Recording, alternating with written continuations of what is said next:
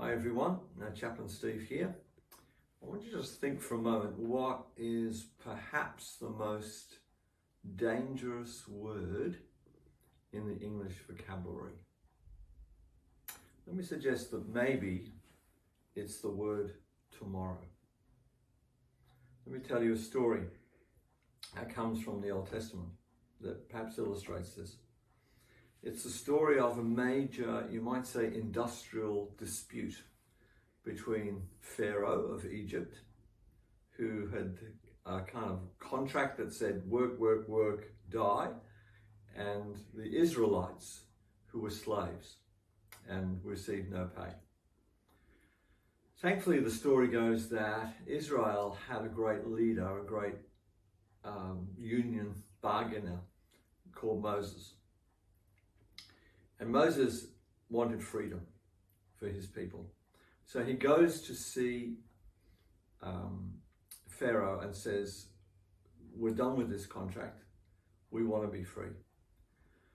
And he has a kind of a trump card. That is, somehow he's able, we think with God's help, to allow a plague of frogs to take place. How awful would that be? And so, as the story goes in the Old Testament, the frogs arrive everywhere in Egypt. They're in the Pharaoh's palace, they're in his kitchen, they're in his bathroom, they're in his bedroom, they're on top of his pizza when he eats it. When he reverses his chariot out of the palace, he squashes a few. They are just everywhere, frogs galore. The point comes when it seems like Pharaoh's had enough and he's starting to think, well, maybe I should bargain at least with Pharaoh.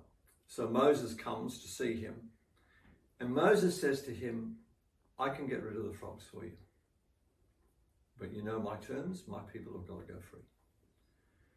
When would you like the frogs to leave, says Moses to Pharaoh. The story goes that Pharaoh says, tomorrow. Tomorrow. Now, why would Pharaoh say tomorrow? Wouldn't he say straight away? What was he thinking? Tomorrow, get rid of the frogs. Was it that he was hoping the frogs might die out themselves? Or was he getting used to living with the frogs? So he delayed the outcome. When of course we would say, get rid of them today. Today is the day. And as I thought about that story and as I thought about self-care, I thought to myself, sometimes tomorrow is the enemy. Sometimes we put off things that we ought to do today. Sometimes it's paying a bill and we know we ought to pay it and we just think tomorrow. Sometimes it's that difficult conversation that we should have with someone and we put it off till tomorrow. Sometimes it's bringing an end to a pursuit or a habit that we know is not good for us and we think, well, I'll start tomorrow. So I think tomorrow can be a bad way to think sometimes.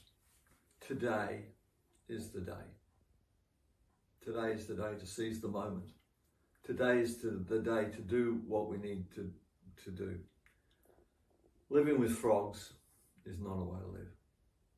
And maybe sometimes we're tempted to live with things, to put up with things, and to delay things that we need to get rid of. I believe that God is the God of today. God helps us with the past. God gives us hope for the future.